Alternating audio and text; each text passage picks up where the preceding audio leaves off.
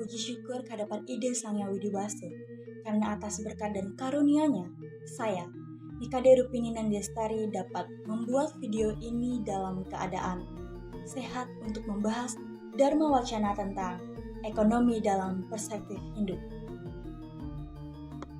Artha sebagai salah satu dari catur pursa artha atau tempat tujuan hidup, menunjukkan bahwa materi dan kesejahteraan tidak bertentangan dengan spiritualitas jika dijalankan secara dharmis. Namun, bagaimana sebenarnya Hindu memandang ekonomi? Mengapa dalam Bhagavad Gita, Sri Krishna menegaskan bahwa kewajiban manusia adalah berbuat, bukan mengejar hasil. Tetapi kita tetap perlu bekerja untuk memenuhi kebutuhan hidup. Mari kita renungkan bersama. Ekonomi sebagai bagian dari Dharma. Dalam Manusia Merti 2.224 disebutkan Dharmartha Avivinaya Martha Te Marteva Nasamsaya, yang artinya manusia yang mengabaikan Dharma dan Artha hanyalah hidup secara fisik, bukan hakiki. Ini menunjukkan bahwa ekonomi atau Artha tidak boleh dipisahkan dari Dharma atau kewajiban moral. Mencari rezeki sah selama tidak merugikan orang lain, merusak alam atau melanggar prinsip kebenaran. Misalnya, seorang pedagang boleh mendapat untung tetapi tidak boleh menipu timbangan, atau dalam Rigveda dan Artha Rigveda, penipuan disebut adharma. Atau pengusaha boleh mengembangkan bisnis tetapi wajib memberikan dana punya atau GCR untuk kesejahteraan masyarakat. Dana punya adalah wujud dharma pala, karma pala yang baik. Sekarang kita akan membahas tentang prinsip ekonomi dalam Hindu. Keseimbangan antara kebutuhan dan keserakahan.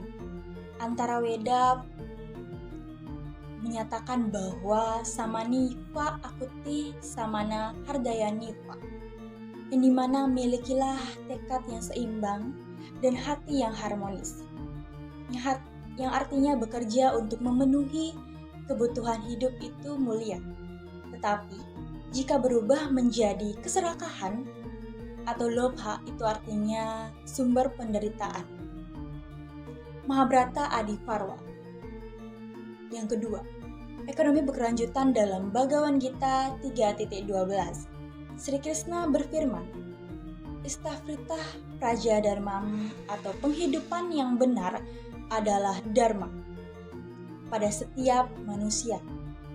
Dan maksud dari itu, yaitu ekonomi harus selaras dengan alam atau trihita karana, yang dimana hubungan harmonis dengan Tuhan, manusia, dan lingkungan. Contohnya seperti petani Bali menggunakan sistem Subha yang menghormati siklus air dan ekosistem. Adapun juga pengusaha Hindu diharapkan menghindari eksploitasi berlebihan terhadap sumber daya alam, atau dapat disebut dengan Ayurveda melarang perusahaan hutan tanpa sebab.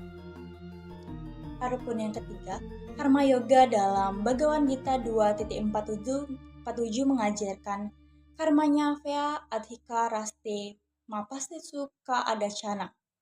Kewajibanmu hanya bekerja, bukan mengejar hasil.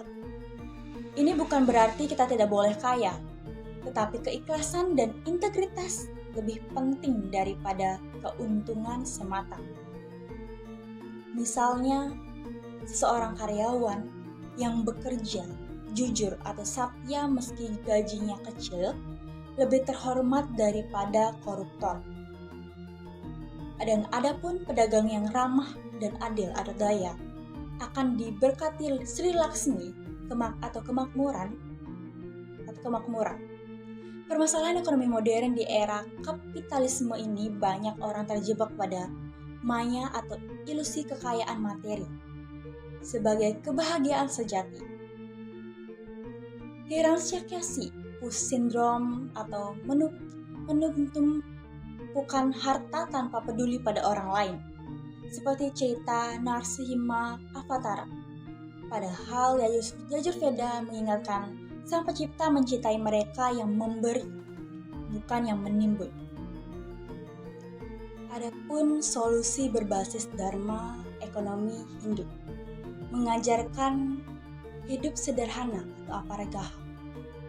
Jangan konsumtif atau barang siapa puas dengan cukup, ia benar-benar kaya. Dalam Mahabharata. Berbagi dana dan niatnya seperti Raja Bali yang rela memberhentikan segala miliknya untuk kesejahteraan rakyat. Dalam kisah Avana Avatara. Bekerja sebagai ibadah atau niskar karma, yang dimana hasil usaha digunakan untuk dharma, menolong sesama, dan niatnya upacara keagamaan. Adapun pembangunan misalnya menyumbangkan ke pura atau sekolah. Penutup dari Dharma Wacana ini, ekonomi dalam Hindu bukan sekedar mencari untung, tetapi alat untuk mencapai kesejahteraan lahir dan batin. Jika arta dijalankan dengan dharma, ia akan membawa berkah Sri Laksmi tanpa melupakan moksa. Mari kita praktikkan dengan hidup cukup, bekerja jujur, dan berbagi dengan tulus. Sekian dari saya Nikari Rupini Nalestari, pamit dan Om Santi.